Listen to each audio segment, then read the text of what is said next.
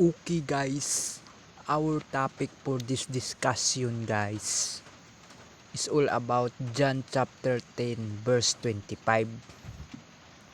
So listen carefully guys and observe and study about this verse because Jesus Christ said, Jesus answered them, I told you and ye believe not.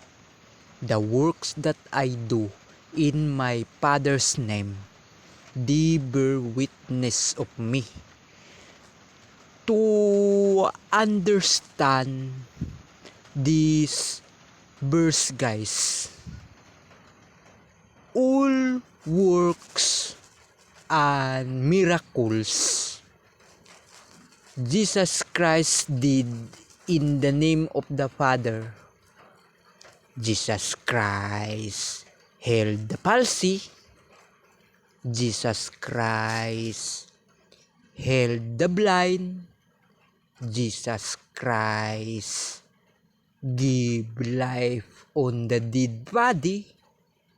Jesus Christ healed all sickness. Jesus Christ forgave sins. Jesus Christ give eternal life. Those works and miracles guys, the witness to justify, to prove Jesus Christ and the Father are one. So that's the reason guys, Jesus Christ said, I and my Father are one.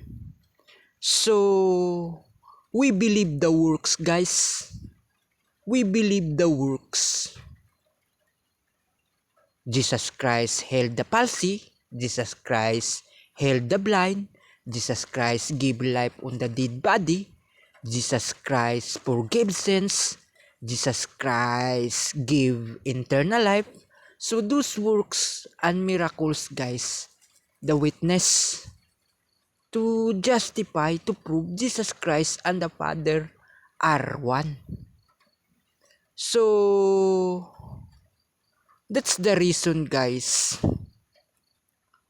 That's the reason Prophet Isaiah spoken about a child. So I will repeat again guys because this is crucial to us to acknowledge, to believe Jesus Christ is our everlasting Father, the mighty God, the wonderful Counselor, the Prince of Peace. Because this child guys, Prophet Isaiah spoken, absolutely, definitely, truly represent to Jesus Christ. So that's the reason guys, Jesus Christ said, I and my Father are one. So, in this case guys, Jesus Christ guys does not commit blasphemy guys. Jesus Christ guys does not commit blasphemy. Because I have evidence guys. I have verse to justify, to witness, to prove Jesus Christ claiming himself he is Father in front of his disciples. So I will repeat this verse guys to reveal the truth about the true identity of my Lord God Father Jesus Christ. So observe and study and pay attention about this teaching guys.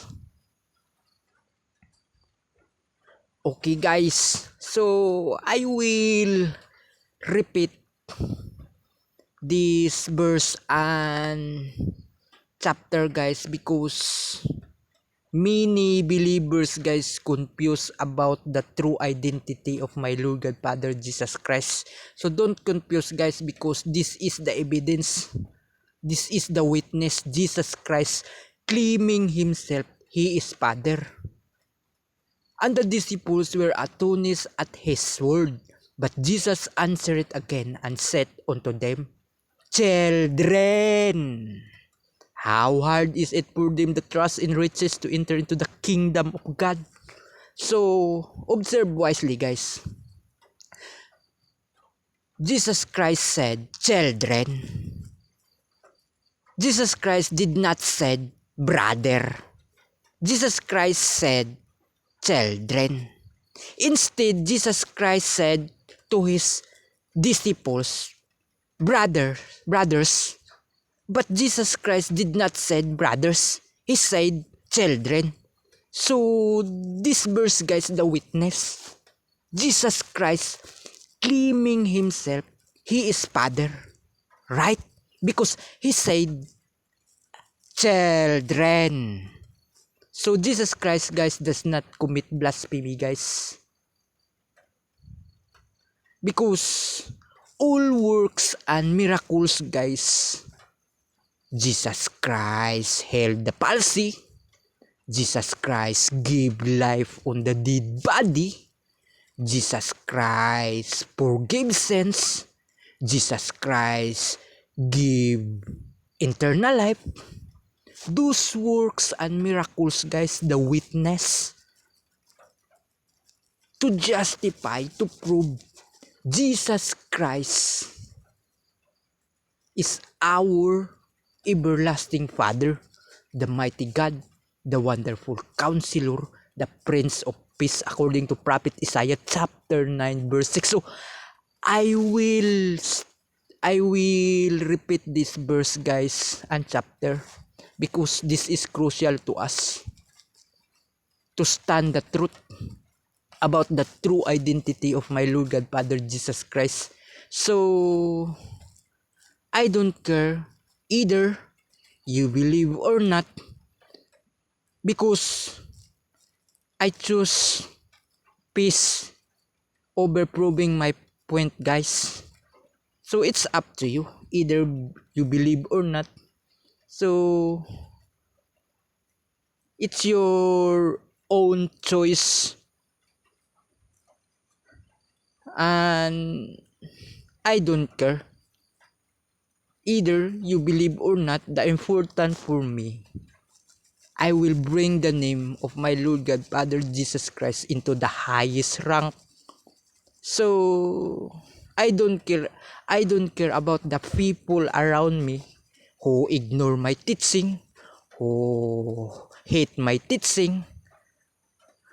So the people who hate and ignore my teaching, so they hate and ignore also to my Lord God Father Jesus Christ. So their enemy is my Lord God Father Jesus Christ. So I win this battle, guys, because I have evidence to prove Jesus Christ claiming himself he is Father. So Jesus Christ, guys, does not commit blasphemy, because absolutely, definitely, truly, Jesus Christ said, children. See the evidence. So I don't care either you believe or not. So I choose peace over proving my point. I protect my energy and time. So your enemy is my Lord God Father Jesus Christ. So I win this battle.